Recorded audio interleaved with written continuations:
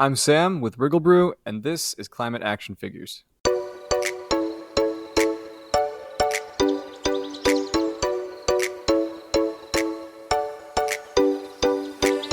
Hello and welcome to Climate Action Figures, Tales from the Deep South.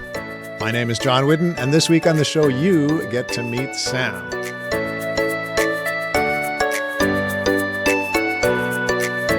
This week's Quick Fix is brought to us from Linda in Indio, California. Thanks for writing in, Linda. She says, instead of buying pesticides for your garden or chemical fertilizer, try using household products such as vinegar and baking soda or detergent. Sometimes these work just as well as the chemical ones and are not so hard on the environment. Well, welcome, Sam. What do you think about that Quick Fix? Oh, thank you, John. I think it's a really good idea, and I highly encourage it. There are a lot of great ways to save money and keep your garden and your lawn a lot healthier without having to resort to petrochemical stuff or toxic stuff. Yeah, this is kind of your wheelhouse, really. So do you have some specific ideas that guests could use? So I, of course, am in the fertilizer industry. I work with a lot of different kinds of products. I make my own. But as for home remedies, there's a really popular one where I'm from, especially for helping plants deal with different kinds of pests or diseases. And that's to take chili powder, garlic, stuff that's kind of spicy or aromatic, and make your own sort of biopesticide out of it by mixing it with water and spraying it on plants. There's a couple reasons why that works, but it really just mimics how plants naturally defend themselves. And that's the best way to keep bugs and pests away, is to do what nature already does. So I make my spray, and as long as it's really hot on my tongue, is that the right level of heat? Like, how do we know how much to put in? I mean, pretty much. So what makes something spicy is that it has capsaicin in it, which is the molecule that gives us the sensation of spice. And capsaicin is actually a defensive compound plants produce. So if something's really spicy to you, then it's probably also really spicy to biting insects and bugs. And for you, that spice might give you, a runny nose. But for an insect at the scale of the millimeter size, it's going to have essentially mandibles falling off, intestinal failure, things of that nature. So aim for something spicy, something really garlicky. That's a good way to keep things off your plants. Not pleasant for the insects. And it's not going to hurt the plants to spray this on them. They don't mind it.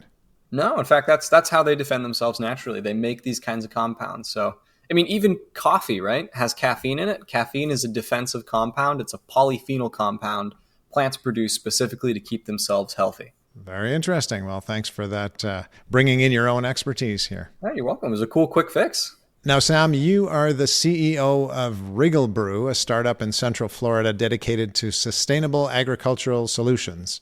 And by the way, what a fine-looking website we're seeing here. Thank you very much. What exactly is WriggleBrew? So WriggleBrew is kind of like the quick fix. It's a method to improve plant health, improve soil health. It's a fertilizer that we make, derived originally from earthworm casting. So that's basically earthworm poop. And we make it so that farmers, especially large farmers, can use it as an input, as a feed for their crops without having to use what they typically use, which are petrochemical synthetic compounds that are really bad for nature. So we produce this in bulk, although now we are actually also making a retail version for people's gardens as well. Right, and we just saw that on your website. So you do both for people to use around their house and for farmers to use in a more bulk situation? Absolutely. I mean, our main objective is we want to reduce fertilizer runoff. So we want to prevent farmers from using the synthetic fertilizer that causes destruction in the soil and in our waterways. So in order to do that, we have an alternative for them that's both more affordable and more effective while being organic. And that's what WriggleBrew is at the end of the day. Now, this, Sam, is not only your business, it was your area of study. So can you tell us a little bit about the downside of this fertilizer runoff? People think of fertilizer as, well, it helps plants grow. So what's the big problem with it running off? Well, there's several problems. And in fact, I mean, the problems with the way we fertilize don't even just extend to runoff. They actually stretch back to how we make fertilizer. So most of the fertilizer we use is nitrogen or phosphorus. These are nitrogen and phosphorus compounds. And a huge amount of it comes from the petrochemical industry. So we take natural gas, which is a byproduct of drilling for oil, and we crack that with a huge amount of energy. In fact, about 1% of the world's energy is used for this process to make different kinds of nitrogen fertilizers. We then put them in boats, ship them halfway across the globe, which has a huge carbon emission footprint, to then finally be put onto fields where crops are or put into people's gardens. And there, the nitrogen, we're talking about like ammonia and urea, these compounds are very reactive. They rip apart the cell walls of soil microbes. They kill a lot of decomposer organisms like earthworms and isopods. And ultimately, because they're so small and reactive, they end up flowing straight through the strata of the soil, and they end up in our waterways. Here in Florida, they end up in the Gulf of Mexico, or they end up in lakes, and they cause massive fish kills and destroy a huge amount of life in these ecosystems. That's a lot of downside to these products. How do they actually help? Obviously, they do because farmers use them all the time. So how do they help actually? Well, they are very effective for increasing plant growth, at least in the short run. So when you use nitrogen, it provides an enormous boost for the production of proteins and chlorophylls. So you get really big green plants when you use nitrogen-rich compounds. But the downside is it's kind of a false growth. It's growth in the same way, maybe steroid growth is for a person. It isn't backed up by the kinds of nutrients that make the plant actually better for people to eat. And of course, these nutrients end up being used in excess of the quantity you actually need to achieve the results of growth. So the excess ends up in the soil and causes all those other deleterious problems I mentioned. So plant growth at any cost is not good. No, I think growth at any cost is always going to be quite expensive. Right. Now, when listeners are thinking to themselves, what about my fertilizer that I use on my houseplants? Does that same thing apply there? Essentially, yeah. So when you fertilize at home, you're really just doing a miniaturized version of what is done at large farms. So you use, some kind of liquid-based nitrogen product. It's going to cause the same damage to the potted plant soil and to your yard and its ecosystem as it would when a large farm uses, metric tons of the stuff. So if a listener is trying to find a product that is more environmentally friendly than plant food, first of all, how do they know? If you look at the plant food, will it say nitrogen content on it or something? Yeah, absolutely. So most fertilizers have a ratio on them, an NPK ratio that they give. And a lot of people think that the higher the number on the NPK, the better it is. But in some cases, it's really kind of the opposite, because you don't want a huge amount of nitrogen and phosphorus salts. You actually want those compounds to be given to your plant either organically or for the plant to produce them itself through its biosphere. So there's a lot of good organic options, and there's a really good way to check if something's organic, at least here in the US. You can look for the OMRI certification on the bottom right. Basically a little symbol that says this is a certified organic product, and it's been made with organic ingredients and in a process that is itself sustainable and organic. So you can look for that, and that's a good sign. And you said the NPS ratio, is that right? NPK. So nitrogen, phosphorus, potassium are all associated with different characteristics of plant growth. But in the case of all three of them, they are typically better off provided by the plant's microbes or by larger organic molecules than given to the plant directly as a salt. So is a healthier option not going to have those numbers at all? Or is one of the numbers worse than the others? What do we do about that? Well, certainly the first two numbers are worse than the third. So potassium being the third number, not so bad to have in large quantities because it's not as mobile in the soil. But phosphorus and nitrogen are both pretty bad. In fact, they're so bad that here in Florida, we ban the use of fertilizers with nitrogen or phosphorus in them for 6 months out of the year in most counties, and in some counties all year round. So they're pretty bad. You kind of want to avoid, especially if you're trying to do safe growing for, kids or pets or things like that, you want to avoid big numbers like that. Having small numbers is okay. Having no numbers is best. Having your own source of fertilizer at home is the bestest. If you can make your own compost or your own vermicompost, that's even better than going to the store and buying something and using that. Plus free. Exactly. And it gets rid of your food waste without going into the landfill. Exactly. And that means less methane going into the atmosphere, which is really, really good because, of course, we're talking about climate change. Methane is way worse than CO2. Now, you have a lot of knowledge in your brain about this stuff. I think I read that you had some training in chemistry and business, both. That's an interesting combination. Tell us more about that. I studied at the University of Central Florida, and I was originally a chemistry student. there along with my best friend Gabe. He was a biochemistry student. We worked in the same lab. And I wasn't intending to go into business. In fact, I was really interested in pyrotechnics. But we had this runoff happening in Florida. In the summer of 2019 and 2020, there was an enormous amount of fertilizer runoff, and it killed all the fish at my favorite fishing spot. This is, in fact, a spot that my grandpa and I went to, and he went to with his dad, and I think going back maybe 6, possibly even 7 generations. So it's a very, very long time my family's been in this place and using these resources. And I went out there and all the fish were dead. And that was really shocking to me. And so it kind of got me down this road of thinking, if nothing is done about this fertilizer runoff, there's not going to be anywhere left to go fishing. So I went to my friend Gabe because he was a biochemist. He and I decided to dedicate the rest of our time at UCF to researching a solution to this, which eventually became our business, WriggleBrew. And as it started to actually be a business, I decided to major in business to figure out how all that stuff worked. In this whole process, Sam, you have been recognized as an innovator several times by formal awards. By the way, congratulations on that. At age 24, is that correct? That's right. Wow. So what are the roots of your creativity? It's an interesting question. I really used to love Legos when I was a kid, but I also think one of the big things that helped me deal with solving big problems like this was I spent a lot of time going to the Science Center, which is a big museum we have here in Orlando, where I live. And they had all these different exhibits and experiments and demonstrations showing off different inventions and different phenomena in science. And it was really inspiring me as a kid. And so when I grew up, it was one of those things I thought back on a lot of how people had come up with really bizarre and interesting solutions to all kinds of different problems. So when Gabe and I were trying to figure out how to solve the issue of fertilizer runoff, when he threw out the idea of using earthworm manure, it didn't seem like it could be, too bizarre to go after. So we ended up pursuing it and ended up working really well. So how do you market your household side of the product? Like if someone wanted to get a hold of this product, how would they go about doing that? Well, if you want earthworm casting liquid for your garden, you can go to our website. We do sell a lot through there. So that's wrigglebrew.com. We were looking at that earlier, but we also have an Amazon presence now. We sell at a lot of local garden centers and stores. I think 40 of them now throughout the South. And we're aiming to try and get into a few more. And we also sell quite a lot to large farms. We do most of our business to them. We ship, industrial sized quantities of it, a lot of it to farms throughout the Midwest growing soy and corn and things like that. We're even working with a few distributors now up there as well to get more of it out.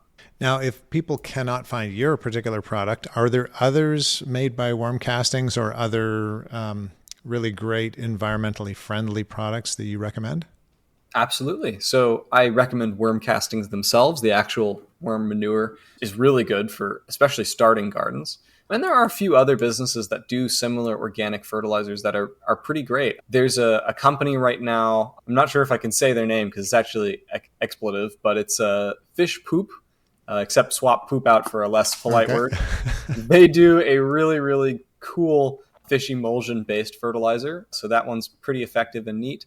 And I also encourage people, especially if you're really interested in gardening, try and make some of your own worm castings or compost at home. That's a really great way to get rid of things like food waste and cardboard and coffee grinds and turn it into something useful. We have our own compost bin outside, but it seems to me I have friends who have worm composters inside. You can have them right on your counter. Is that right? Oh, yeah.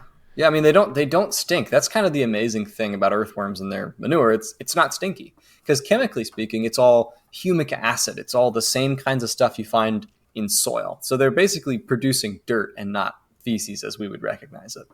Oh, great. So if any of my family is listening in, you know what to put on my Christmas list for next year.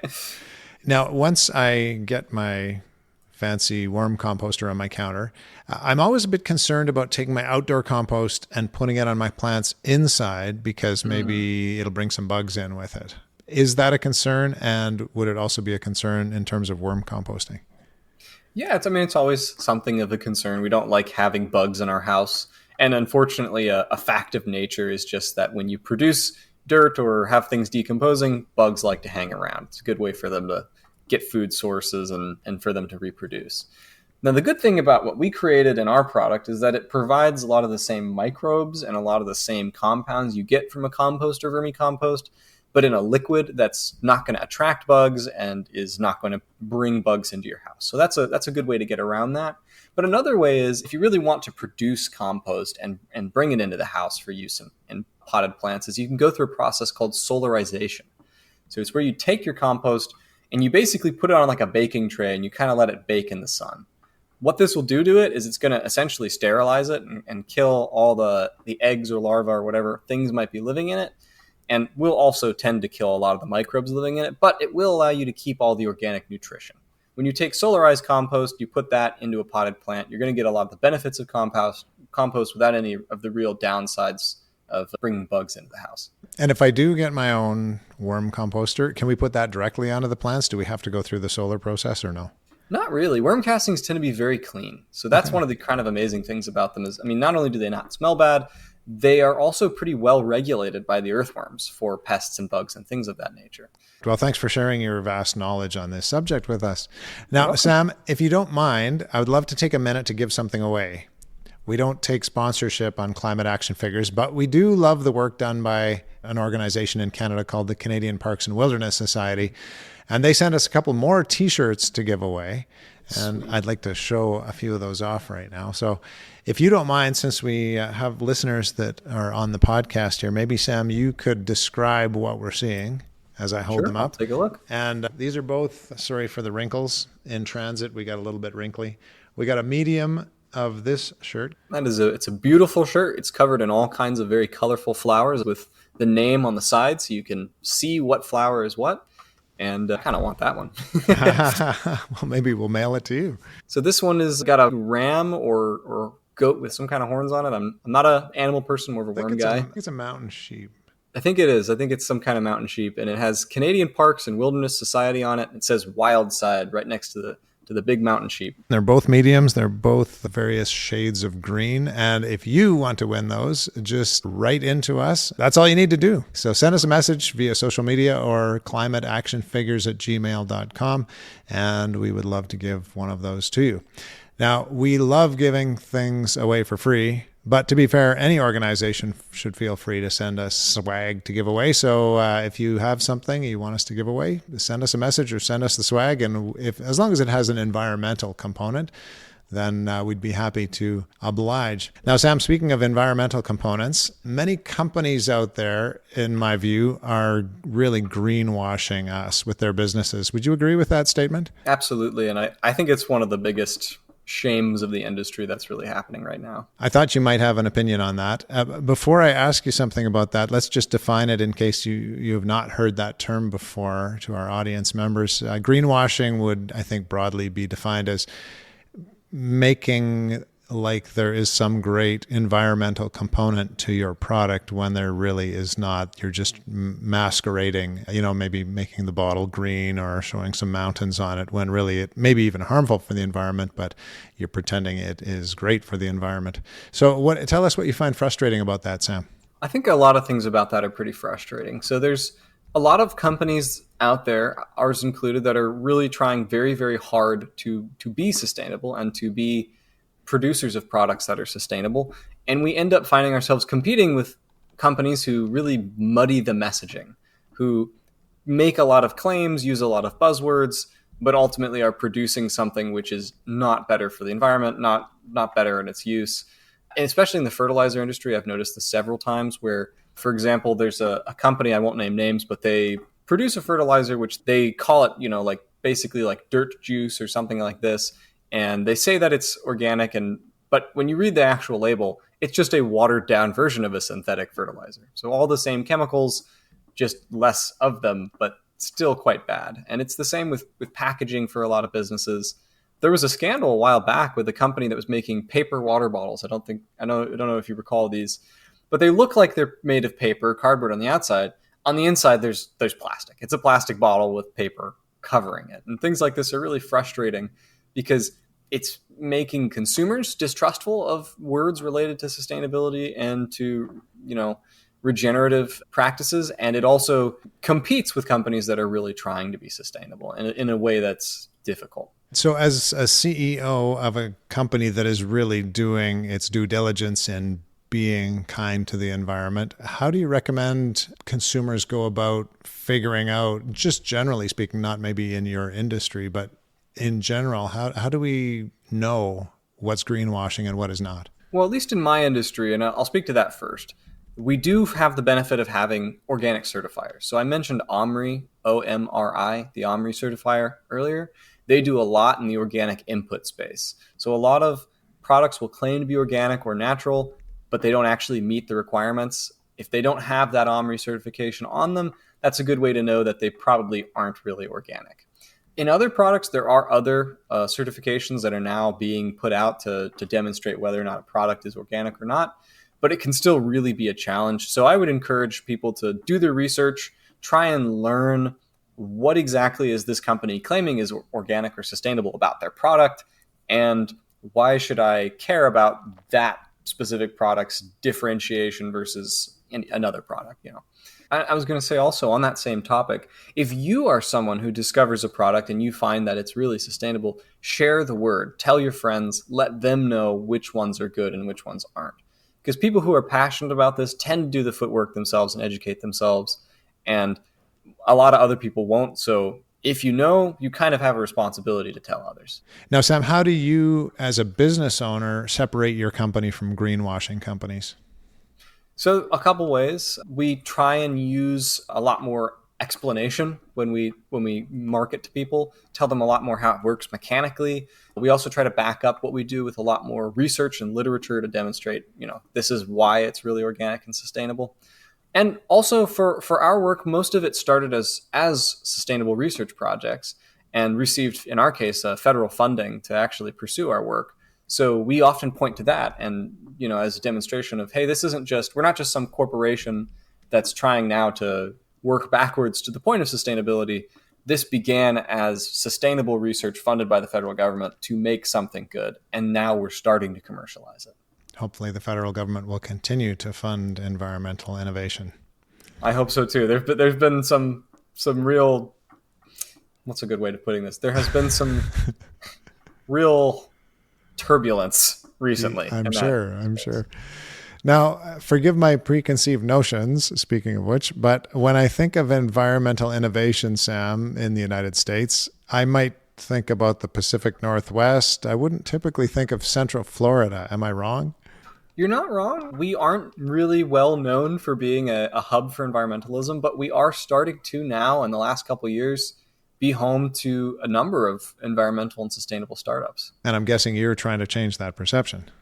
Absolutely. I want to be part of that push because sustainability is something that can and should be done everywhere. And I mentioned earlier some of the story of what inspired me to go after this. And I think, ironically, as things get worse in a lot of places, more and more people are going to kind of wake up to the fact that something can be done by them to address these issues. Right. Now, how did the environment worm its way? I'm sorry, I couldn't resist. Into your life in such a big way. Well, as I mentioned earlier, there was this event where all the fish in my local fishing spot were killed. And it was a very shocking event to me. And it's one of those things that really gets you thinking. Now, I was a student at the time, and I felt that I had really very little to lose by trying to go after this issue. I thought, I'll graduate fairly soon. I'll have probably a job, maybe a family not long after that. So I'm going to be really pretty busy and not able to try and solve this issue. But right now, I have a chance to go after it. And so I decided I'm never going to have this chance again. I'm never going to be less busy than I am now. So I decided to try and make it happen. We had a competition at my school. I ended up winning grand prize for that competition, which got some funding. And from there, it's just been rolling ever since. The family fishing hole incident was really pivotal in your history. It was huge, yeah. Now, there must have been other seeds planted along the way by people, organizations. What else, when you think back to your youth, helped you lean in that direction? Absolutely. Well, I was an Eagle Scout, so I spent a lot of time camping and a lot of time outdoors. And here in Central Florida, we do actually have a really rigorous and strong public park system. In Seminole County, where I live, we have a really good environmental center, and we took a lot of field trips there as a kid. So I learned a lot about how all that different, how the environment works a little bit, how species protection works, how watersheds function. So these things were always kind of in the background, and they were a big part of my public education. So when I did finally go to school, I felt, this is something I know at least enough about that I can myself go down the wormhole in. There you go, touche. Now, we need to get to your climate action before we run out of time today. You have got so much in your life you could choose from. Is there something specific you've picked for us today? Yes. I think really the big thing that people should try to do is try and do your own worm farming or your own composting at home. I mentioned that earlier, but I really think that's a great way to reduce the amount of food waste going to landfills, which brings down the amount of methane we're putting out, and it makes it a lot easier to grow your own food at home and to grow your plants without having to use toxic chemicals. Just give us one more plug on the methane angle there. Tell us from the chemistry background how that is so important. When we throw away a lot of our food waste, what often happens is it goes to the landfill and it piles up on top of itself. When you have enough food and farm and biomass waste piled up, oxygen can no longer reach that material. And at that point, anaerobic bacteria and fungi, microbes that don't use oxygen start to breed. And those guys primarily produce methane as one of their outputs of digestion. And methane is a greenhouse gas. It's a greenhouse gas many, many times worse than CO2 is, pound for pound. I believe it's about 90 times worse on the molecule basis. So it's substantially worse than CO2 is. And when we put out lots of methane, it accelerates greenhouse gas accumulation in the atmosphere, which means more contributions to global warming. And so we want to avoid that as much as possible. So if you can have your food waste digested in a composter at home, it's more likely to have access to oxygen and so won't produce methane. And so hopefully won't contribute to greenhouse gas emissions nearly as much. So shout out to home composting. Big fan of home composting. Let's go. Sam, in these interesting times, what gives you hope? I think what gives me hope is that there are more and more people, especially young people, who are really trying to solve a lot of these big issues. I mean, me and my friends put together this company, but we're not alone. There are a lot of people in my graduating class who've started sustainable businesses. Shout out to my friend Mason at the Source company making textile from seaweed. So there's all kinds of young people pursuing these ideas, and it fills me with a lot of hope and a lot of satisfaction. Well, thank you so much for joining us today, Sam. It's been a pleasure. And thank you, dear listener. If you enjoy the program, please feel free to like and subscribe. That always helps our cause. And we will be back again next week, same time, same place, to hear from another climate action figure. Until then, go figures.